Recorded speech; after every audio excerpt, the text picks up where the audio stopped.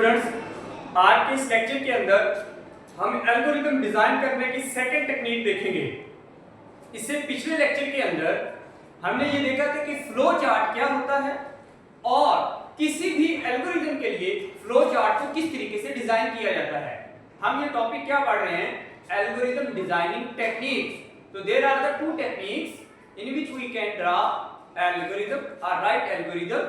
Number one, flow chart and the second one is pseudocode. पिछले lecture के अंदर हमने इस बात को बड़े डिटेल के अंदर डिस्क्राइब किया है कि फ्लो चार्ट किस तरीके से एक एल्गोरिथम के लिए इंपॉर्टेंट होता है और हमने उसकी एग्जांपल्स को भी देखा है कि हम किस तरीके से फ्लो चार्ट बना सकते हैं। इस लेक्चर के अंदर हम ये देखेंगे कि सूडोकोड क्या चीज होती है, सूडोकोड क्यों जरूरी है और उसके साथ हम उसकी एक एग्जांपल को भी देखेंगे। सबसे पहले हम ये देखते हैं कि सूडोकोड क्या चीज होती है। समटाइम्स हमारे पास जो प्रोग्रामर्स होते हैं जिन्होंने किसी भी प्रोग्राम को रन करना होता है, उनको अगर कोई हम फॉर्मल लैंग्वेज के अंदर या समटाइम अपनी नेटिव लैंग्वेज के अंदर अगर कोई कोड को अंडरस्टैंड करवाना हो तो हम उसके लिए सूडोकोड इस्तेमाल करते हैं। यानी कि ये क्या चीज होती है? This is the mixture of computer language plus any language, any other used language, let's say English, Urdu, फ्रांसी, और इसके अलावा हम कोई भी जो है वो लैंग्वेज यूज कर सकते हैं जिसके अंदर जो है वो हम सूडोकोड लिख सकते हैं। What is definition of the pseudocode? It is the method of representing an algorithm, यानी कि किसी भी एल्गोरिथम को रिप्रेजेंट करने का मेथड है using simple and informal language। Informal language को हमने यहाँ पर इस्तेमाल करना है, ठीक है जी, और सिंपल हो। उन दोनों को इनफॉर्मल लैंग्वेज को इस्तेमाल करते हुए सिंबल्स का आपस में कॉम्बिनेशन करना है, उससे जो है वो हम सूडोकोड बना लेते हैं। और ये इनफॉर्मल लैंग्वेज क्या होती है? Which is easy to understand, जो कि अंडरस्टैंड करने में इजी हो। और very important thing is pseudocode code नहीं होता, याद रखना। इसको कभी भी कंप्यूटर पर नहीं चलाया जा सकता। This is only for understanding for the programmer, not only a layman या कोई भी सिंपल यूजर के लिए ये कोई नहीं होता, बल्कि ये सिर्फ जो प्रोग्राम बना रहे होते हैं उनको अंडरस्टैंड करने के लिए ये चीज जो है वो बनाई जाती है।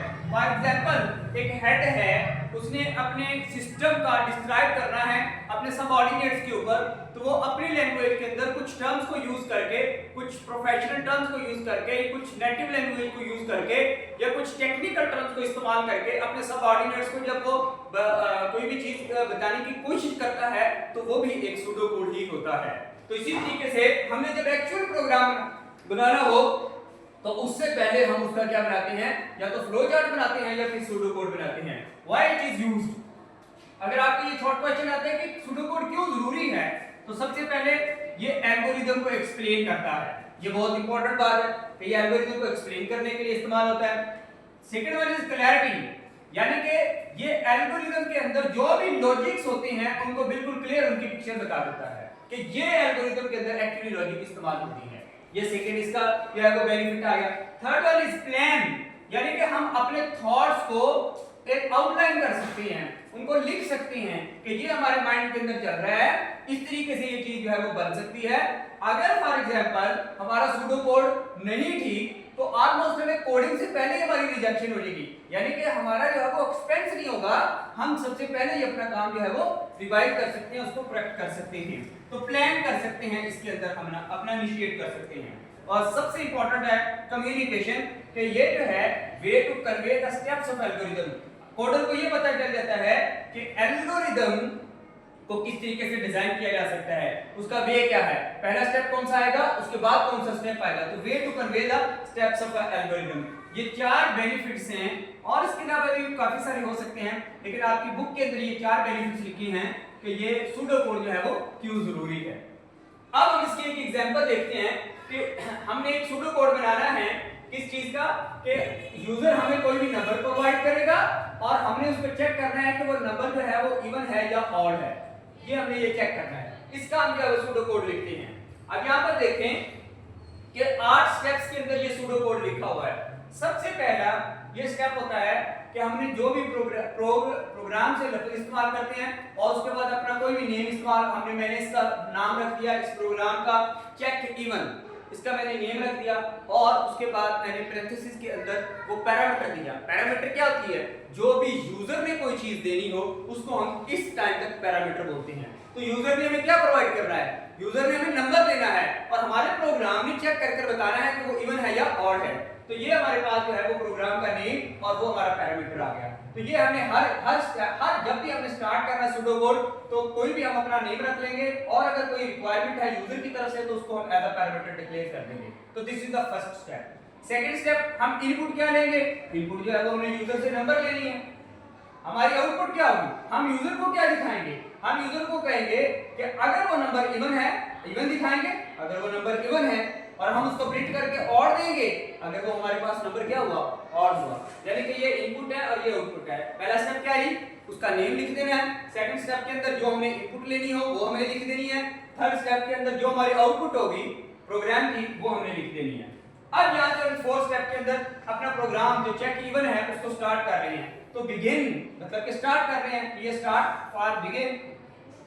अब हम यहां पर ये देखेंगे कि हमें अपना चेक लगाना है। ये हमारी कंडीशन लगी, ये कंडीशन हम लगा रहे हैं कि प्रोग्राम तो एक्चुअली कंडीशन ही है ना। हमारी कंडीशन क्या है कि अगर वो नंबर जो यूजर ने दिया उसका रिमाइंडर या उसको %2 किया जाए, उसको डिवाइड किया जाए 2 से और उसका रिमाइंडर यानी कि ये जो हमारे पास सिंबल होता है ये रिमाइंडर को चेक करने के लिए होता है। अगर वो रिमाइंडर 0 के बराबर आए तो ये कंडीशन किस चीज की है? इवन की कंडीशन है। तो वो हमारे पास नंबर क्या होगा? इवन होगा। और अगर ये वाली कंडीशन सेटिस्फाई नहीं होती, इफ सेटिस्फाई नहीं होता, हम चले जाएंगे एल्स के अंदर। एल्स के अंदर वो क्या कर देगा? और कर देगा। यानी कि ये कंडीशन है इवन की। अगर तो ये इवन है तो ये वाला प्रिंट हो जाएगा। अगर ये इवन नहीं है तो एल्स के अंदर चला जाएगा तो प्रिंट क्या आ जाएगा? और प्रिंट हो जाएगा। और यहां पर वो प्रोग्राम अपना बंद कर दे। यानी कि ये इफ और मजीद नहीं चलेगा। ये इफ को बंद करने के लिए एंड लिखा हुआ है और ये एंड जो है वो हमारे प्रोग्राम को बंद करने के लिए एंड लगा हुआ है। तो इस तरीके से ही हमारा प्रोग्राम जो है वो क्लोज हो जाएगा। तो ये 8 स्टेप्स के अंदर यानी कि इसके अंदर देखें हमने अपनी नेटिव लैंग्वेज भी यूज की, इसके अंदर हमने कंप्यूटर की प्रोग्राम की लैंग्वेज भी यूज की। ये नेटिव लैंग्वेज है, ये हमारे प्रोग्राम की लैंग्वेज है, ये भी हमारी नेटिव लैंग्वेज। तो this is the mixture of the computer language as well as informal language. This is the pseudo code for check the even और the odd from the user. अब आपने इसकी एक्सरसाइज करें कि आपने इसी तरीके से बनाना है कि यूजर एक नंबर देगा और आपने चेक कर बताना है कि वो प्राइम है या कंपोजिट नंबर है। इसी तरीके से उसको भी हम 8 स्टेप्स के अंदर जो है वो कर सकते हैं, लेकिन उसके अंदर एक कंडीशन ज्यादा लगेगी कि हमें ये चेक करना है कि अगर वो नंबर 1 से लेस है तो उसके लिए फिर प्राइम या कंपोजिट चेक नहीं हो सकता। ठीक है जी। तो ये यहां पर हमने कंडीशन नहीं लगाई, उसके अंदर वो कंडीशन लगाएंगे। तो आप इसका जो है वो सूडो कोड लिखें। आपकी बुक में वो दूसरी एग्जांपल भी दी गई है, या तो आपको पेपर में सूडो कोड बनाने के लिए आ जाएगा या फ्लो चार्ट बनाने के लिए आ जाएगा। इससे नेक्स्ट वीडियो के अंदर मैं आपको सूडो कोड और फ्लो चार्ट इनके दरमियान जो है वो डिफरेंस बताऊंगा कि कहां पर हमने सूडो कोड लिखना होता है और कहां पर हमने फ्लो चार्ट इस्तेमाल करना होता है और कहां पर एल्गोरिथम की डिजाइनिंग के लिए हम इन दोनों मेथड को यूज करते हैं। Thank you.